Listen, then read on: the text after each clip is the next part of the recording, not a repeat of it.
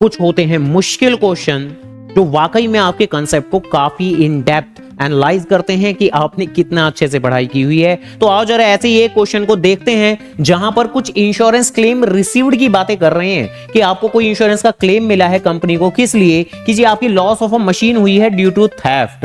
अब इसको आप सीएफएस में कैसे रिकॉर्ड करोगे इस ट्रांजैक्शन को, तो बातें ये चल रही हैं। अब देखिए सबसे पहले तो इस क्वेश्चन के बेसिक एक कंसेप्ट की आपको जानकारी होनी चाहिए कि कुछ चीजें ऐसी होती हैं जो कि आपकी एक्स्ट्रा ऑर्डिनरी आइटम की कैटेगरी के अंदर फॉल करती हैं। देखिए आपको पता होना चाहिए कि सबसे पहले सीएफएस के अंदर जब आप ऑपरेटिंग एक्टिविटी डील करते हैं तो ऑपरेटिंग एक्टिविटी के अंदर आप नेट प्रॉफिट बिफोर टैक्स निकालते हैं। जिस नेट प्रॉफिट बिफोर टैक्स की कैलकुलेशन के अंदर आप कुछ टैक्स की बातें, डिविडेंड की बातें, जनरल रिजर्व की चीजों के एडजस्टमेंट करते हैं। बट साथ ही साथ अगर कोई एक्स्ट्रा ऑर्डिनरी आइटम आ जाए, क्या होते हैं जी एक्स्ट्रा ऑर्डिनरी आइटम? आंख का लग जाना, चोरी का हो जाना या भूकंप का आ जाना। ऑब्वियसली आपकी पढ़ाई के अंदर कई बार अर्थक्वेक्स रिलेटेड मटेरियल आइटम भी दिए हुए होते हैं। तो देखो फिलहाल ये जो ये ट्रांजैक्शन है ये आपकी इंश्योरेंस रिसीव्ड की ट्रांजैक्शन है जो कि आपकी एक इनकम है। वो जितनी भी हमारी लॉसेस हुआ करते थे वो हम 12वीं क्लास के अंदर भी इवन ऐड किया करते थे। अगर कोई भी इनकम गेन जैसी बातें होती थी उनको हम माइनस किया करते थे। तो एक ऐसा एक्स्ट्रा ऑर्डिनरी आइटम है जो कि एक इनकम की कैटेगरी में फॉल कर रहे हैं। इंश्योरेंस क्लेम मिल रहा है जी आपको,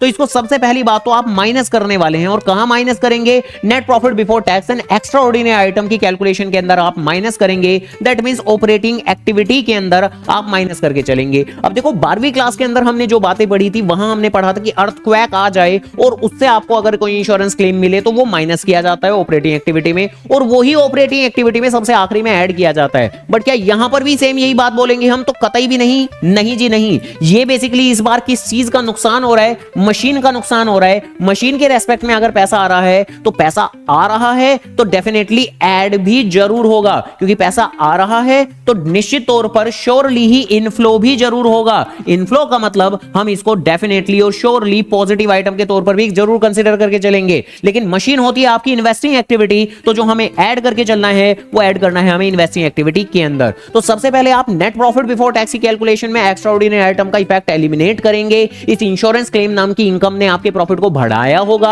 आप गिरा देंगे, माइनस करेंगे, और आखिरी में इन्वेस्टिंग एक्टिविटी में आप ऐड भी जरूर करेंगे। तो कौन सा मेरा रिलेवेंट आंसर होगा? तो सब्सट्रैक्ट करोगे आप ऑपरेटिंग एक्टिविटी के अंदर और बाद में इनफ्लो कंसीडर करोगे अपनी इन्वेस्टिंग एक्टिविटी के अंदर। तो डी पार्ट आपका आंसर। ऐसी और खतरनाक भड़कते भड़कते एमसीक्यू जानने के लिए वीडियो को लाइक, चैनल को जरूर सब्सक्राइब